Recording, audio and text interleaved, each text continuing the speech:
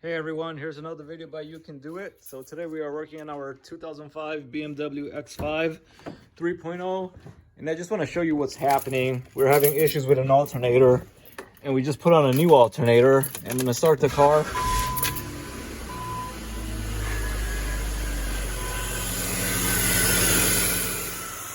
Hey guys, so right there, I'm going to put my light there. You can see that's a new alternator. And you can see it's making a whining, humming noise. So what we learned is this new alternator, which was a remanufactured alternator, is defective. This is the one that we got, a CarQuest part number, a CarQuest product. And you know, it was fully tested and it was good to go. Here's the old one, which we took out, but it's making a lot of noise. And the other thing is, you know, sometimes the dome lights fluctuate and I get a battery light over here on the car, which means that the alternator isn't working as it should. And the other funny thing that I'm getting is periodically the car doesn't get the amount of power it needs, so you cannot accelerate it. So, you know, I just bit the bullet and I got the original part OEM, and it's a Bosch product. And so, you know, now we're gonna go through this exercise again and, you know, remove basically the air system, the air box, and this duct, the mass airflow sensor, and you know, do this job again. And it's unfortunate. So lesson learned, try to always get the OEM product. And we generally do that, but in this case, you know, it was late, and you know, I just went to Advanced Auto Parts or AutoZone, and they had the part, and you know, it's rare that you would think the alternator would act up. And I just want to tell you, the bad alternator, you know, we had this tested by AutoZone and Advanced Auto, and it came back with, you know, it had a bad resistor and a bad diode connection. So this one is fried. And the other one is no good. It wasn't remanufactured properly. That one was about almost, I guess, $275. This one was about $350. But you know, this is the real deal. All right, guys, so now what we're gonna do is start removing some of the components. So I'm gonna remove this part first, and it has a few clips. So the way this works is you have a pin on top of a clip. Sometimes they come out together, sometimes separately. So you can see, let me just zoom out. It's a pin like that, and then, you know, this piece comes out like that. So we got one here, we got one here, and sometimes these just come out with your hands. See, just came out like that. And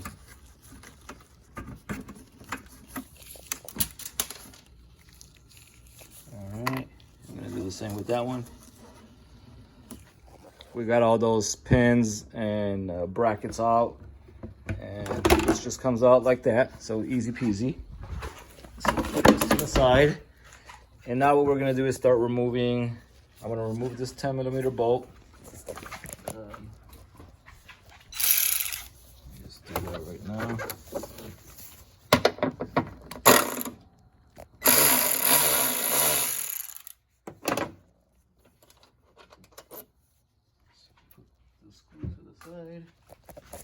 All right, then I'm gonna loosen that clamp, loosen this clamp, and take this out. Other thing I'm gonna do is, first of all, remove this mass airflow sensor. You just gotta push this pin in, pull it out. And, oh, there's actually another bolt right here holding the air box, so let's get that.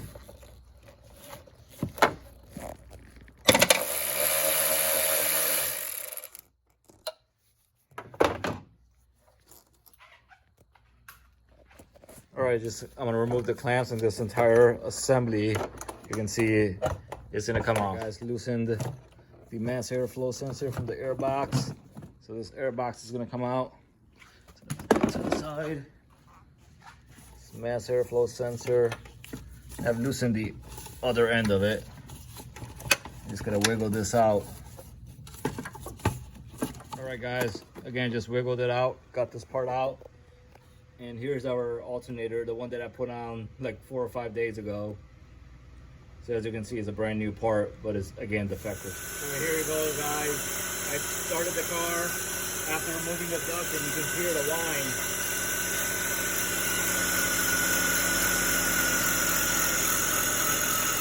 All right, guys, before we start working on the alternator, we're gonna remove the power steering reservoir, and there's two 13mm bolts. We're just gonna pop those 2 bolts out and remove the reservoir. All right, guys, before we take out the alternator, we need to loose the pulley.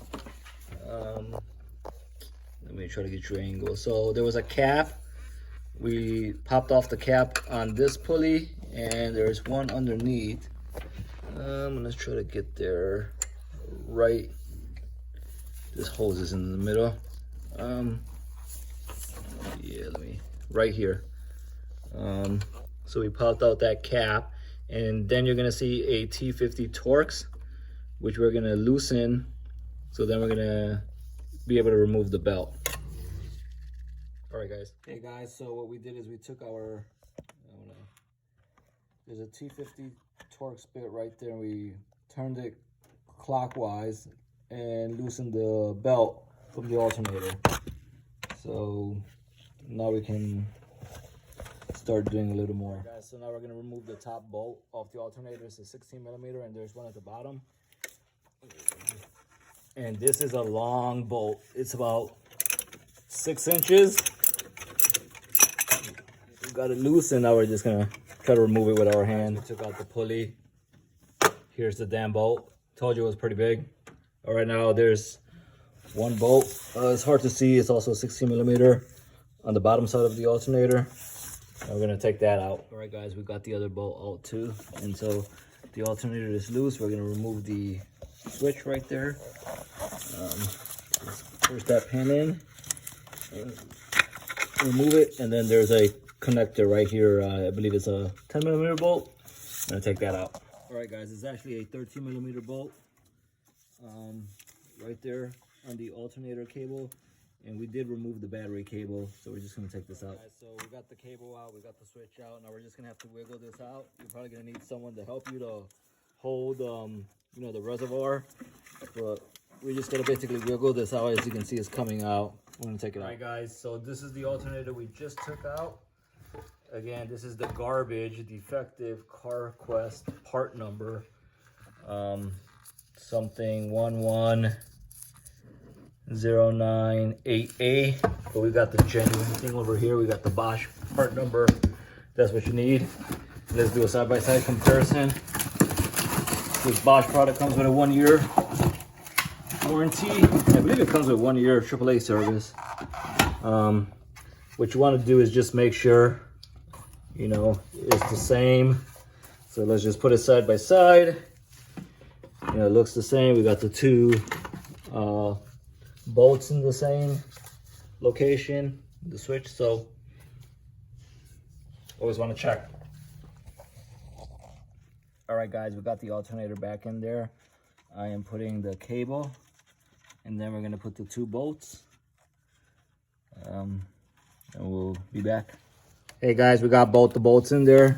One is right here, and the other one, I got my socket right here.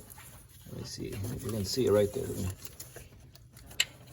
Right there. There's the second one down below. So now we're just gonna tighten these bolts and put the belt back on. All right, guys, we got the alternator in there. We put our bolts, and now we got the T50 bit in there, and we're gonna turn this clockwise, and we're gonna put the belt back on the top.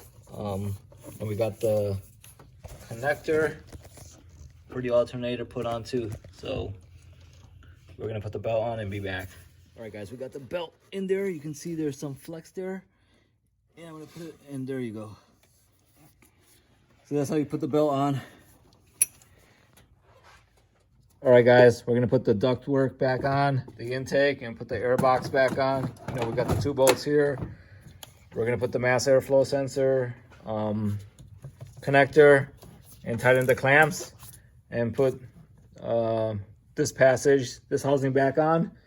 And we'll be back. All right, guys, we got everything back on. Got the airbox, the alternator, the front housing, and that whining noise that we had with the faulty alternator is gone. So we hope this video helps you. Please like and subscribe, and we'll continue to make such videos. Again, another video about You Can Do It.